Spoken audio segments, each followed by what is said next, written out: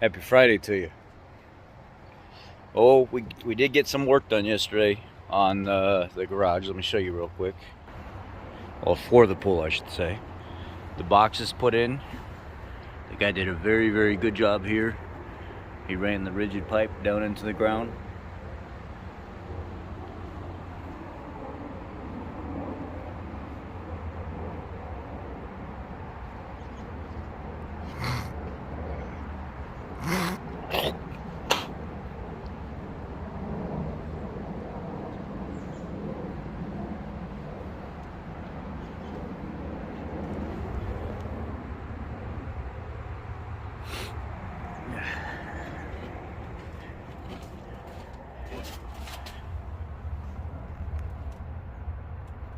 There, and then he's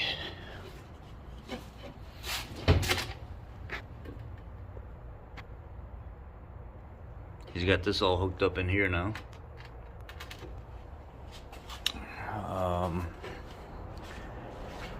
He's got the 6x6 post with the locking receptacles up.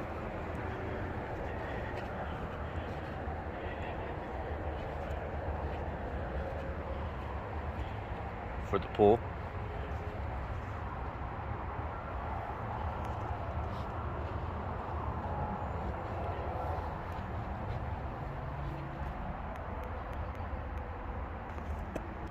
So we're making progress. Next time we'll see him is next Thursday, because now we have to have an inspector come out and make sure that this pipe is at least 6 inches below the ground, the surface of the ground. It's down, the main one coming from the house is down about 10 inches, and the one from the pool locking receptacle in is about 10 inches as well. So both of them are lower than what the minimum is, so we're good. We're good in that area anyway. Today's video is about how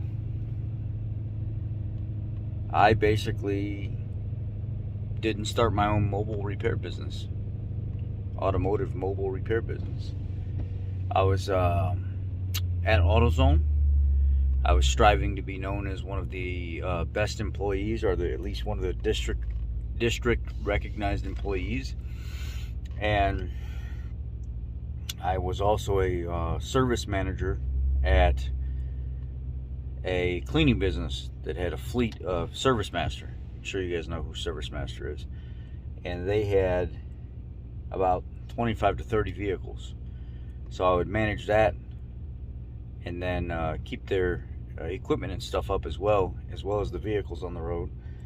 But then in my spare time, in my free time in the evening, sometimes on the weekends, I'd go over to AutoZone and I'd work as just a regular red shirt.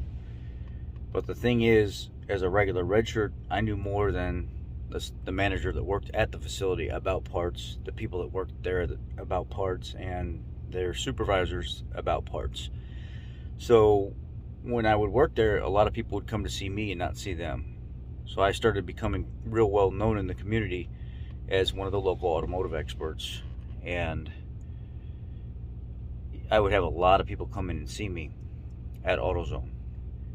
So one day this lady came in. Her name is Linda. And Linda was a lady that walked the neighborhoods a lot. She is from the local old folks home. She's in a retirement home, an old folks home, and she had some issues with her car, and she'd asked me if she could contract me out to do the work, because she trusted me more than the independent shops and the dealerships. And I said, yes, I'd love to do the work for you.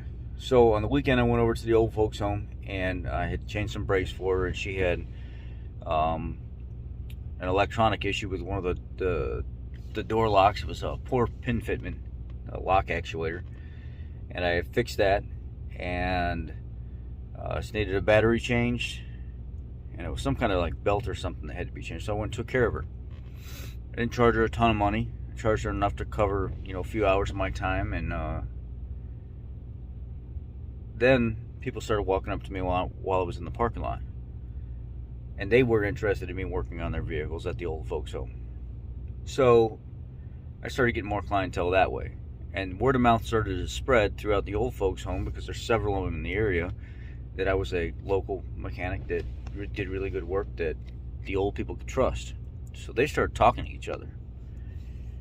Well, one day I started getting all these calls.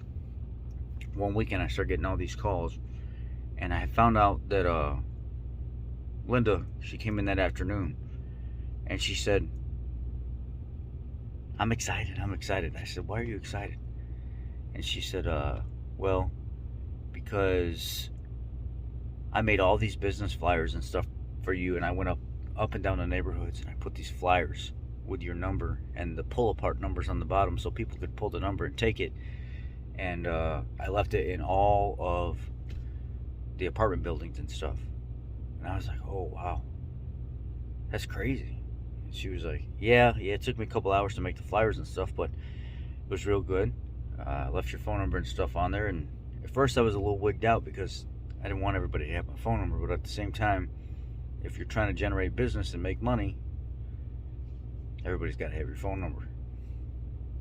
I was busy. I was super busy. And then the old folks home wanted to contract me out to come on a Saturday and tote away any electronics that don't go in the garbage, because it's like you can actually get in trouble. It's a felony or something like that, or you can be fined up to like $1,000 per electronic item or something that's thrown in the garbage, because a lot of electronic items can't be recycled that way. They have to be recycled appropriately, and they have other venues that they use or other methods that they use to recycle electronic items. And they wanted to give me $200 a weekend or $300 a weekend to come by for a few hours. And at the time I had a long bed Dodge Ram, and pick up any electronics and take it over to the recycling place. Now mind you, it only happened one weekend. It never happened more than one weekend, because the one weekend we were there for a couple hours, me and my buddy, to pick up the TVs. And I had went in the office and I told him, I was like, you know what, you guys don't have to pay me. I'll do this as a service for the community because of how much you guys take care of me, and I'll just be here every other Saturday, and let's just do it that way. Well, that Saturday, one person brought down one TV, and that was it. I tried going another Saturday. There was no electronics. I tried going again after that a couple weeks later. There was no electronics, and I said, look, let's just not do this. A lot of old people like to hold on to what they have anyway, and I only got one TV to recycle out of this whole thing, so it's not really worth it to come here, on a Saturday and sit for a few hours and in a strategic spot while people can bring their electronics and stuff down, or me and my buddy go up and grab them. They usually give you a few dollars or something like that, like $5 to pick it up, carry it down. And I had a lot of business that way, and all because of a little old lady, all because of word of mouth, and taking care of this little old lady that she wanted everybody to know how honest and how nice I was. Yeah, that was back in the day, in good old days, man. Good old days where I can work 2 and 3 jobs at one time and stay up until 10, 11, 12 o'clock at night working and not even feel it. Now, hell, if I do that every day like I tried to a couple years ago or last year, I wouldn't be worth a darn.